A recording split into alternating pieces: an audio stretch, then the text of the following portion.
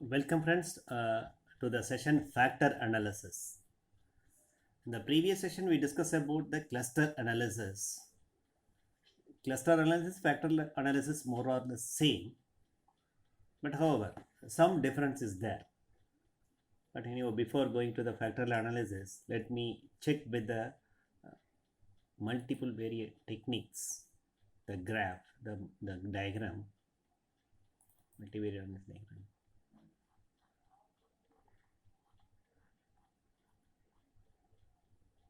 Okay, so here are there dependent variables? No. Okay, or the variable or metric or non-metric. Okay, so what I'm saying is uh, there is no dependent variable. We are coming here as a factor analysis and cluster analysis. If the variables in that is independent variables are metric, then cluster analysis, factor analysis, multi-dimensional scaling. If the independent variables are non-metric factor analysis, non-metric cluster analysis, and multiple dimensional scaling. So what I am saying is, in the cluster analysis or in the factor analysis, no concept of a dependent variable, only independent variable. Okay. So coming to factor analysis, this is also data reduction or data summarization. Examine the interrelationship among the large number of variables and then attempts to explain them in terms of their common underlying dimension. Common underlying dimension are referred as factors. Examine the interrelationship among large number of variables. There are n number of variables are there. We don't know whether they are interrelated or related. Okay, so there may be, so for example, the interrelationship high income will purchase highly priced product. There is an interrelationship. But when we are collecting, what's your income? The income range is 60,000 to 70,000. Separate question. And which product you are buying? He may say very branded product. And from that, there are two variables, for example, here. Income is one variable and the purchasing of a good brand is another variable. So here, these two variables are related because if income is increased, definitely he will buy a new product, better product. Okay, or based on the status, good status will buy a better product. Or economically rich, or he want to maintain a particular decorum, he will buy. So some more individual variables may have an interrelationship among them. We are grouping, and when we are grouping, it is called as factors. Okay. Common underlying dimensions are referred as factors. Okay. Again, I don't know independent or dependent variable. All variables are considered simultaneously. As like in regression analysis, no concept of independent and dependent variable. Since it is no dependent variable, there is no concept of independent dependent. Everything, all the variables are considered as a variable. Even there is no concept of independent variable. If there are 50 plus variables, may be reduced to 8 to 10. Assume that the income, the purchasing power, status, like that it goes on. So maybe in a questionnaire, normally in a questionnaire, we may take 20 plus or 30 plus questions we are raising.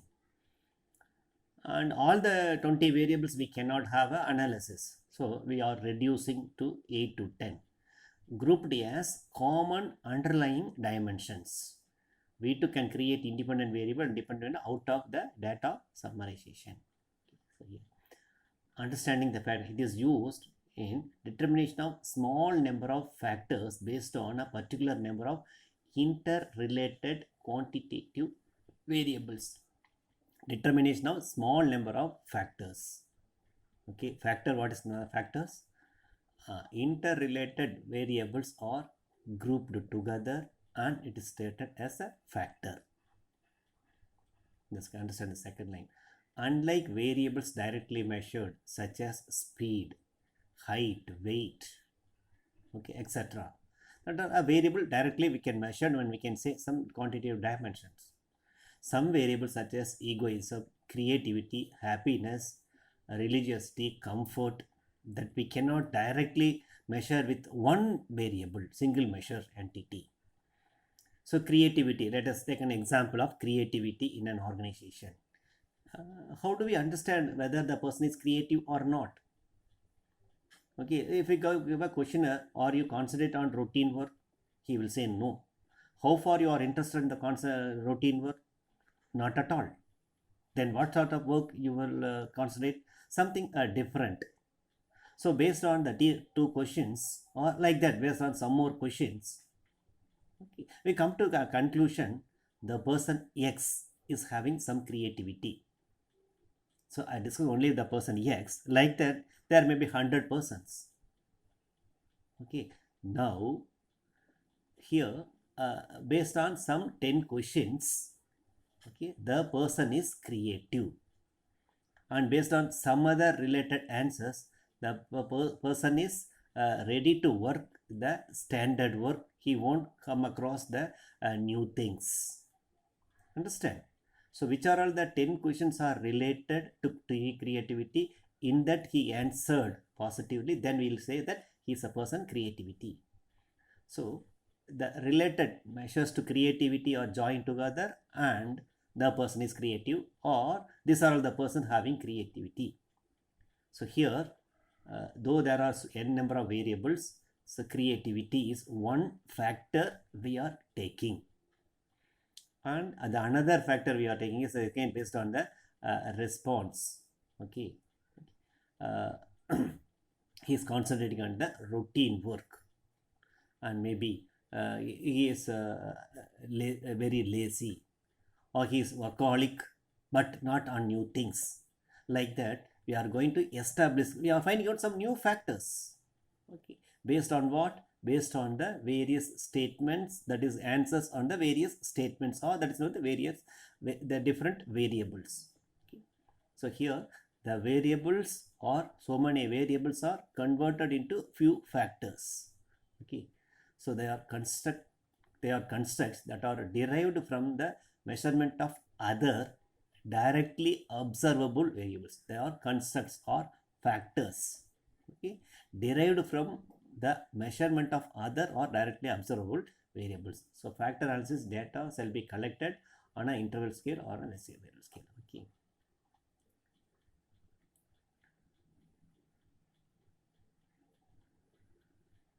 All variables are considered simultaneously.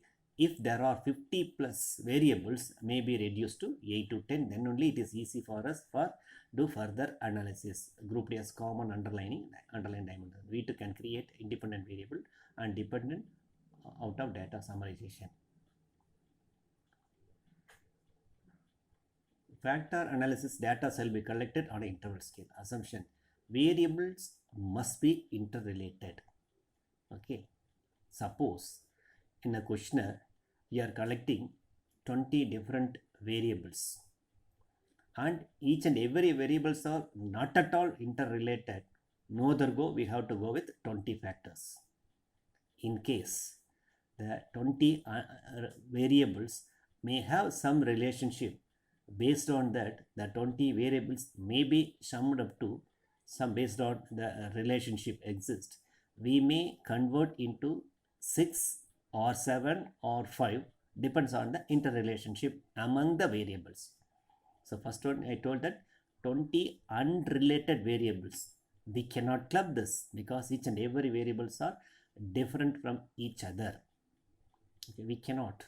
So no other go, we have to go for 20 factors. Okay. So it is related, it may be converted into some 3 or 4 or 5 or 6. Samples must be homogeneous, and metric variables are assumed. Metric variables are not required. Sample size minimum 50, preferred is 100. Minimum 5 observation per item, preferred 10 observation per item. That is 10 item in the sense minimum 5 observation, minimum 5 variables per factor. Preferred is 10, because if it is 100, if you are trying to minimize it to 10, at least minimize to 9 or 8 factors, Okay, so 100 divided by 10. Okay, we can easily 8 or 10. If it is 100 divided by 5, again you have to create 20 factors. So for each and every factor, every item, we can have a 10, 8 or 9 variables. It is possible.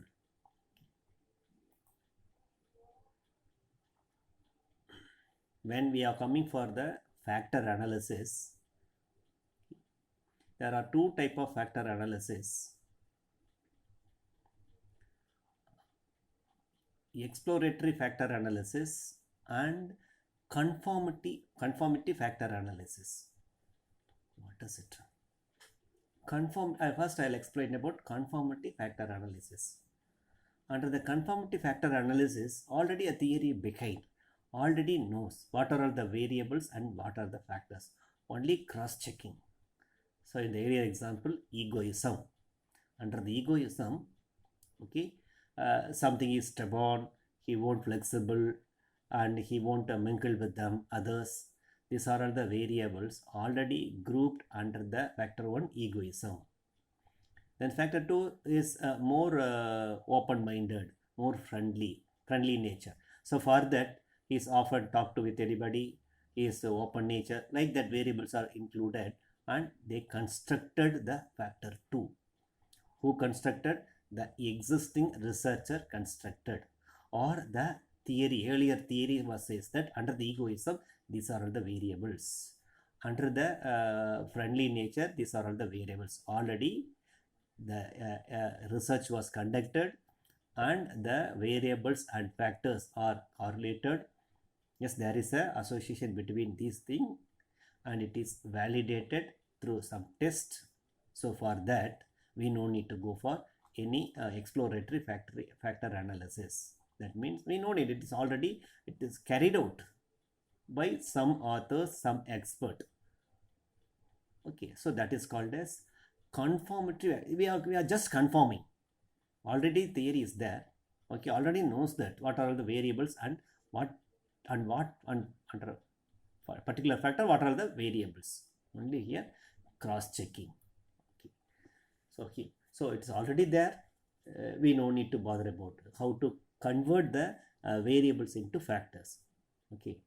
Then coming to exploratory factor analysis, that is nothing but again exploring the variables to come out with certain factors which do not know at the beginning. So factor 1 and factor 2. Okay. So here egoism and employee friendly. Okay, there are two factors. There are so many variables are there. Variable 1 and 2 and 3 is more related to factor 1. Maybe variable 3 and 4, it is also related to factor 1, also related to factor 2. But variable 5 and maybe variable 4 is, or variable 5 only related to variable 5 and 6 only related to factor 2, not to factor 1. So here a cross, that is the particular variable is related with each factor, both factor. Okay, so here a cross loading is coming here. So we are moving from conformatory factor analysis to exploratory factor analysis. In the exploratory factor analysis, we may assume factor 1 and factor 2. In that factor 1 and factor 2, the under factor 1, which are all the variables are similar nature to the factor 1, we are arranging. When we are arranging, some of the variables may also influence or coming into the factor 2. So cross loading is there. Okay, we'll come there. Then coming under the exploratory factor analysis, there are two types. Principal component factor analysis, common factor analysis. Okay, mostly principal component factor analysis only used.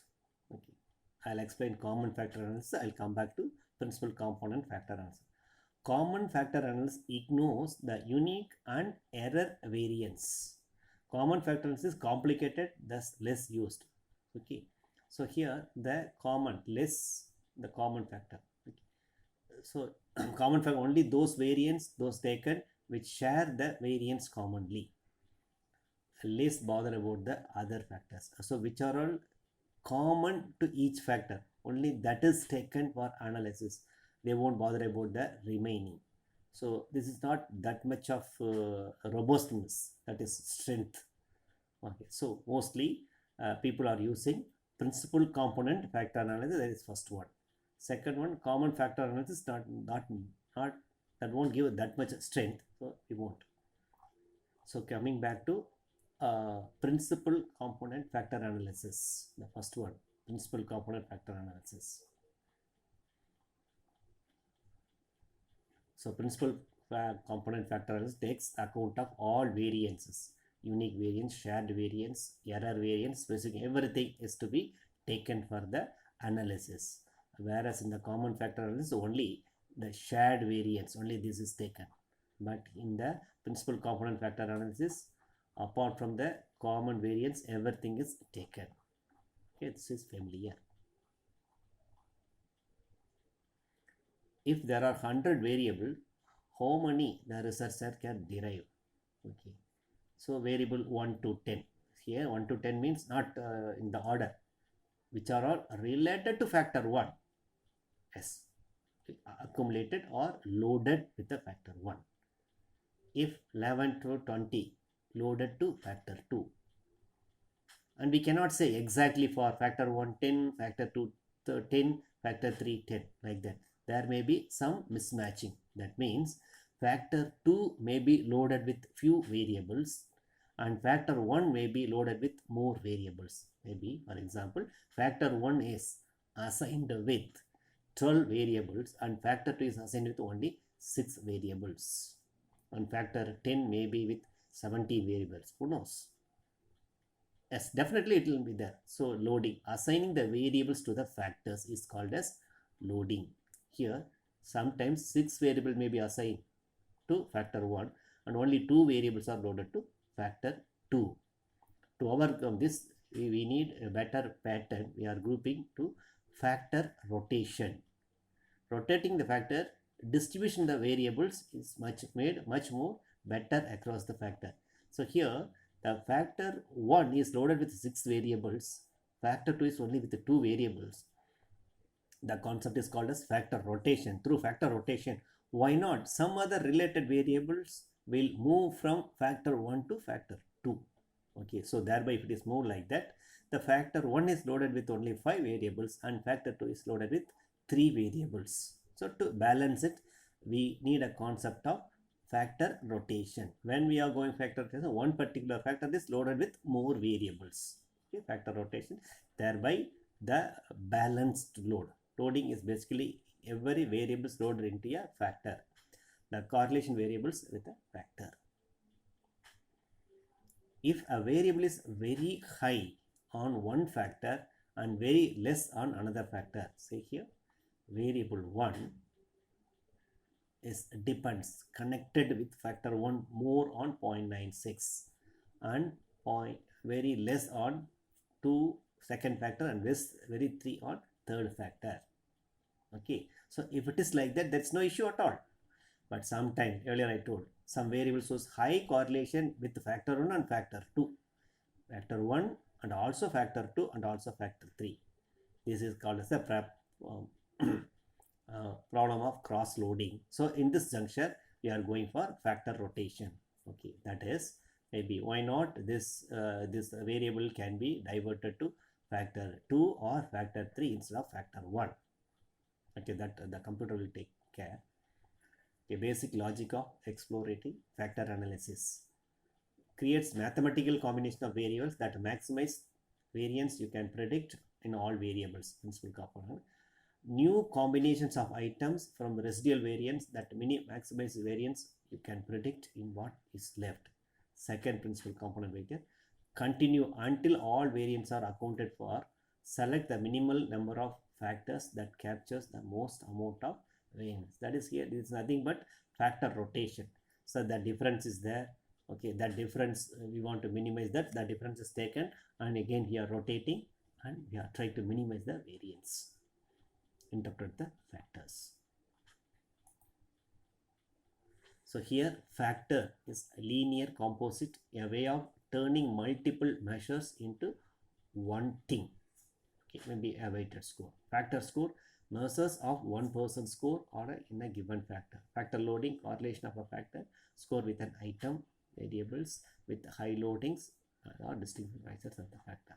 So here a main theme of the factor analysis, it is a data reduction. In our data collection, maybe it is understanding the buyer behavior. There may be so many dimensions, 10 to 15 dimensions may be there, 10 to 15 variables may be there, or even more than that.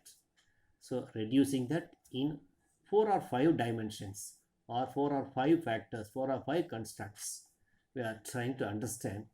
Okay, so it is a data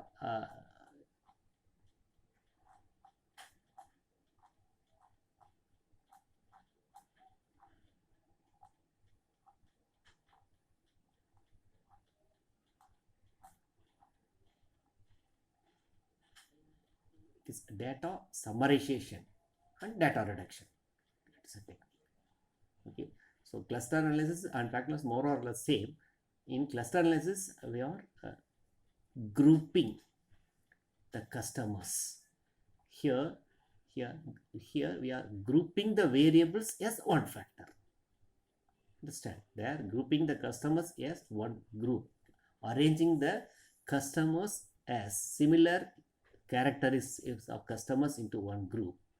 Group 1 and group 2, or cluster 1 and cluster 2. In factor analysis, similar variable, similar type of responses to one factor, and that factor is taken for further analysis. Okay, so in this session we'll discuss about the factor analysis. In further classes we'll discuss about discriminant analysis and conjoint analysis. Then later we'll go for test. Thank you.